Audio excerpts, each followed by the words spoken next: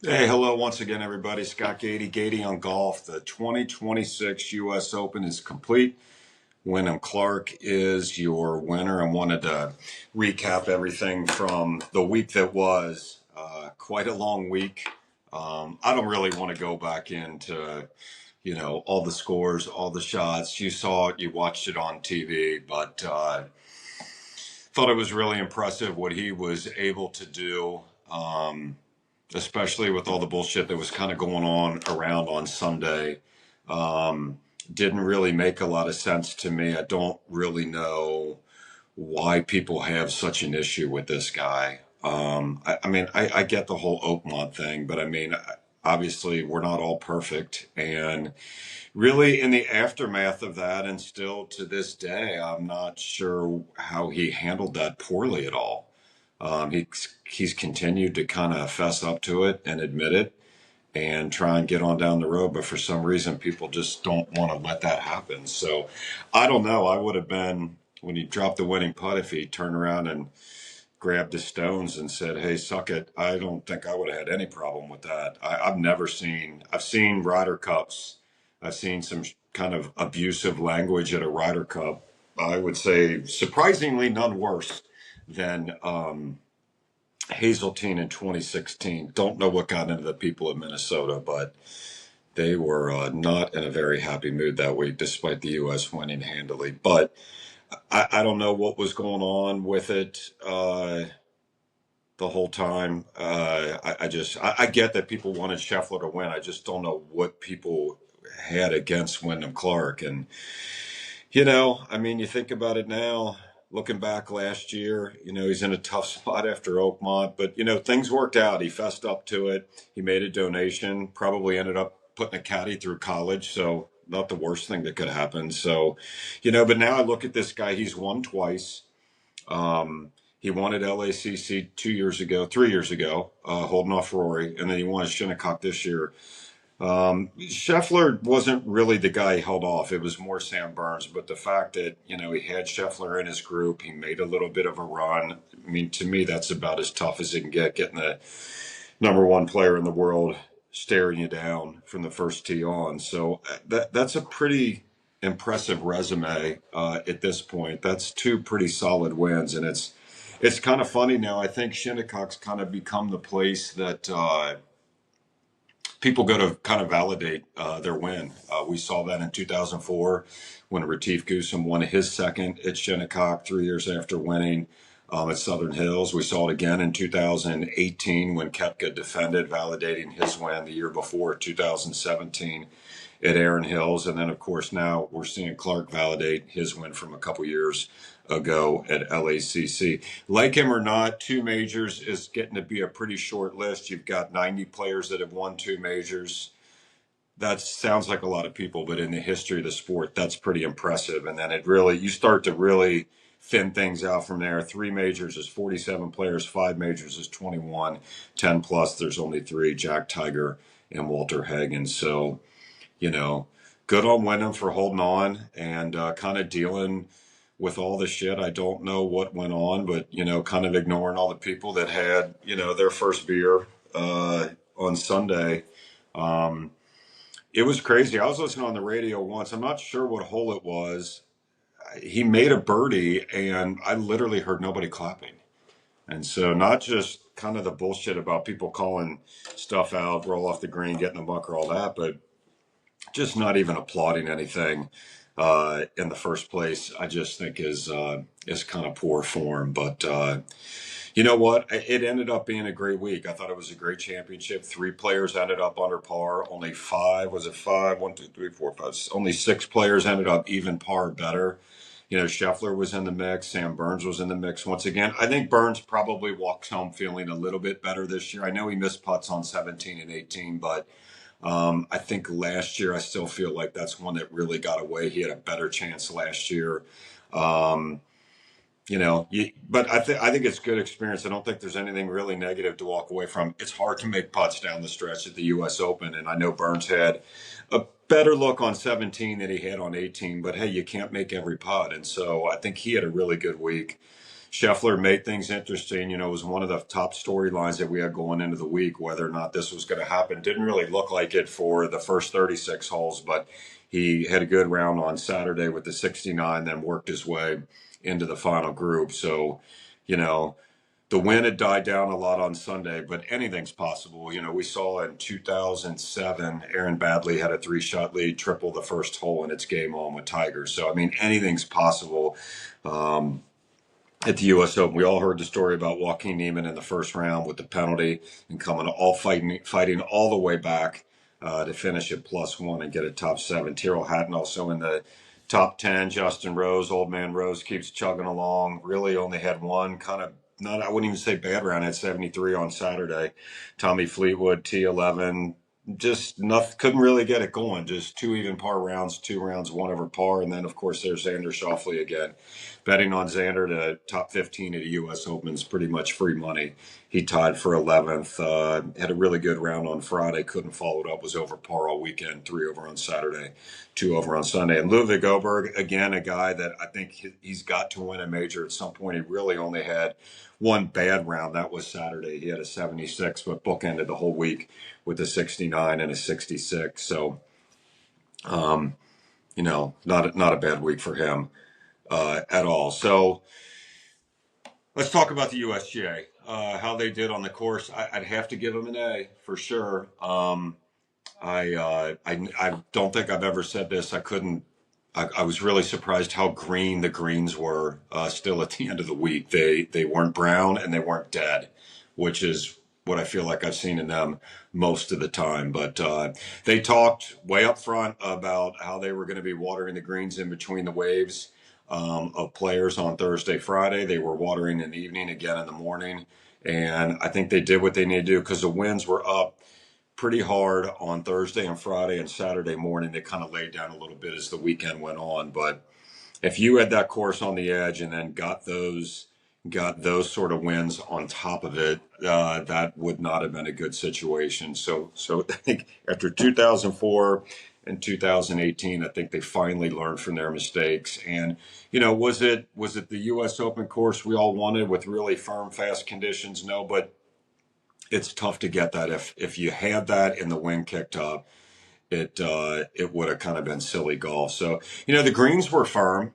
There's no doubt about that, but they didn't have quite the bounce and rollout that they normally do. But there was enough challenges in and around the green, and with the wind hitting into the green, you didn't need to have that complicate things anymore. I thought it was the right call with the fairways widened. Thought it made a big difference with the wind. Some guys still missed the fairway a little bit. I didn't see any really wild misses, but I thought the fairway width was suitable for what went on this week, and especially with the wind. So I think you've got to give them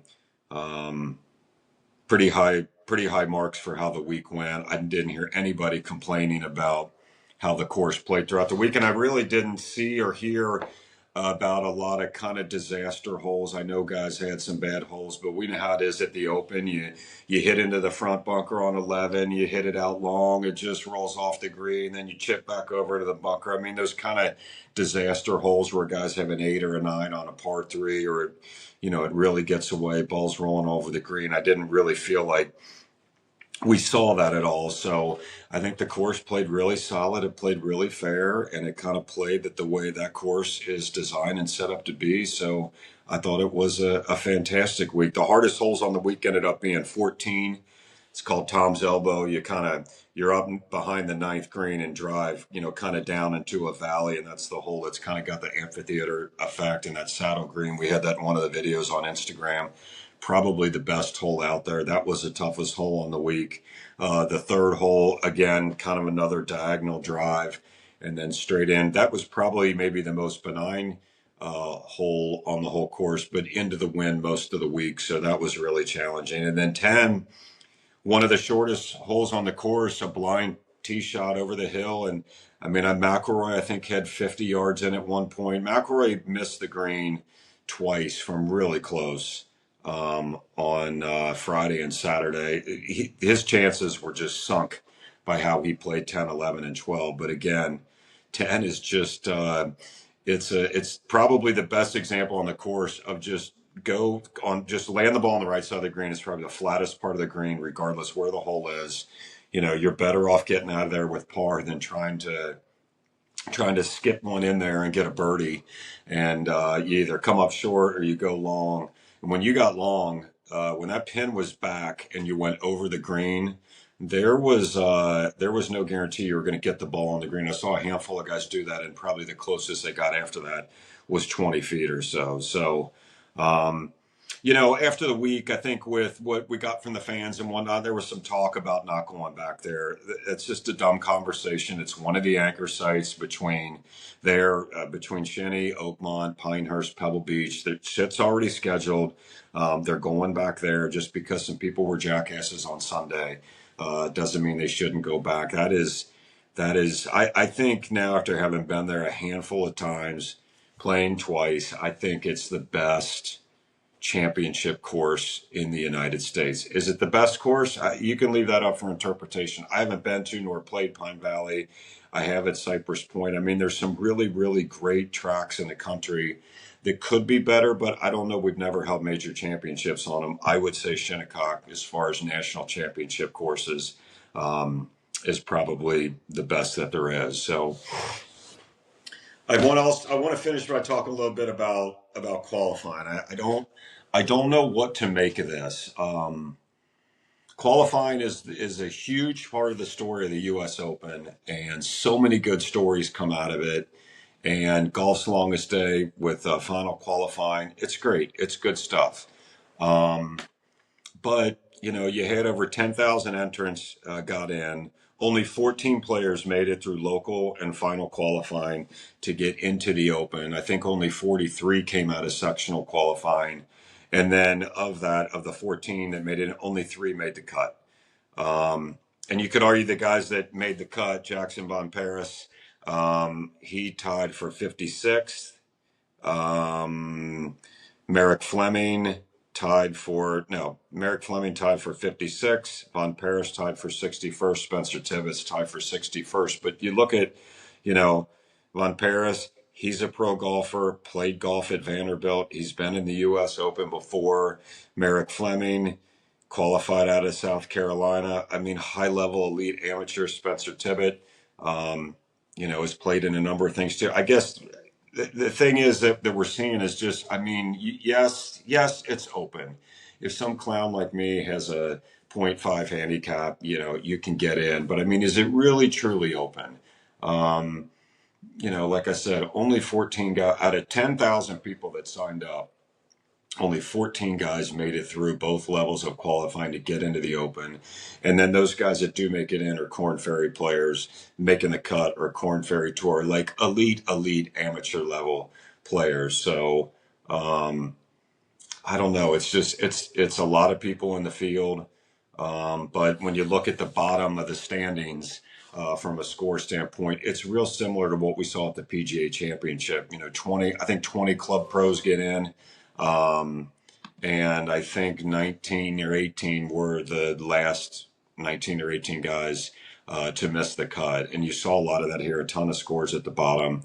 Um, so I don't know. It's a huge and great part of the story. I don't know if that's something that the USGA is going to look at some point. But overall, I thought it was a great week. I got to give it an A. Any major championship, any U.S. Open, at Shinnecock is worth it, regardless of what the outcome has been.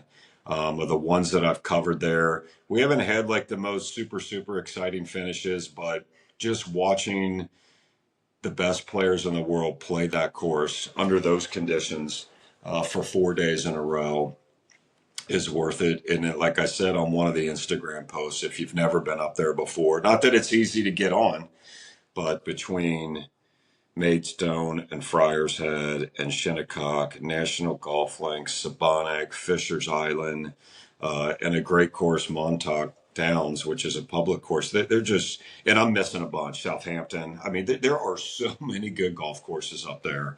I wish they could just rotate the U.S. Open between Shinnecock and Pebble Beach, but but we know that that's never going to happen. We're in the middle of a great stretch at the U.S. Open. Oakmont last year, Shinnecock this year, going to be at Pebble Beach next year. So it was a great week. A lot of the top names in the world showed up and played well. I thought the course showed itself off tremendously. The weather was great, no rain at all, a boatload of wind, which was great. Which certainly makes it difficult. Again, it's another great week, and like I said, it's always a great week up there. So we're through three majors. We got one left, Open Championship. Right now, by my count, 22 players have made the cut in all three majors.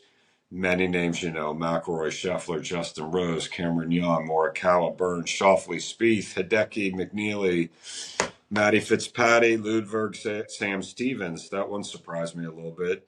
Got her up. That surprised me a little bit because he just hasn't really been on the lead. Michael Brennan, that one surprised me. Dustin Johnson, that one really surprised me. He popped up on the leaderboard at one point during the second round over the weekend, so that was interesting. Brian Harmon, no surprise there. Ben Griffin, JT, Aaron Rai, Corey Connors, and Kurt Kitayama.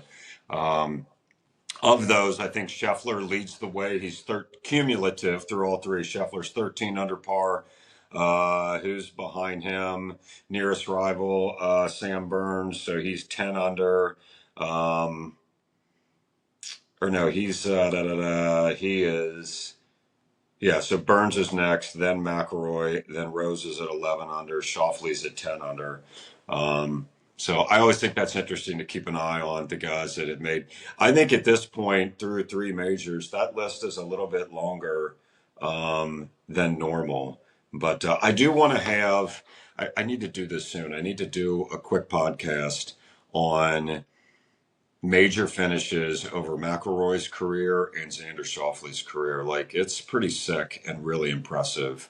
The more I think about that, I need to do that. So what do we got next? We got Travelers is coming up this week. Of course, already in the week, Brian Rolap talked about the changes that are coming to the tour. I don't think that anything was wildly different than what we thought. Obviously, scarcity, a big thing. They're cutting that back. So a lot fewer tournaments, but a lot of, and then he talked about just 2 weeks for the playoffs and the Tour Championship moving out of Atlanta will be a match play event, and they want to move that around. People threw out names like Seminole and Chicago Golf Club and Pine Valley. I have no interest. I have no idea if those places want to host an event like that. It can be a little bit of a smaller boutique event. That's the problem with a lot of those courses. They're fantastic. They just don't have the infrastructure to put on a major championship. But, what's going to happen? I mean, I still think having Riviera and Pebble Beach be your two sites for the playoffs in the fall and just rotate them every year. Riviera the first week 1 year, and then have it be the match play site the next. But to me, those are two of the best probably the two best courses on tour that you have all year. And later in the year, it's going to be prime time in the fall. I think that's I mean, having match play at Pebble Beach or Riviera would be off the charts cool. So still a lot more to come there. We'll keep you posted on that. But we got Travelers this week. We're going to take a couple weeks off, and then we'll kick things back off as we get closer to Open Championship in July, and then that'll wrap up the season. But bummed out a little bit. We talk about the U.S. Open all year long, and a lot of Gady on golf content and stuff works its way up to that week. We did a lot of work from up there. We posted a bunch on Instagram lately, and kind of left with an empty feeling a little bit now that it's over, but having the experience of being up there is always great, and always look forward to it again. And we'll start counting down the days till the next one. But now the next coming into view is Pebble Beach next year, so next year is going to be really cool as well. But anyway, like I said, coming up a couple weeks, Open Championship. I'll probably have a pod or two with my nephew Charlie in between, and if any other news warrants it, we'll come to you. It's Gady on Golf. Rolls on.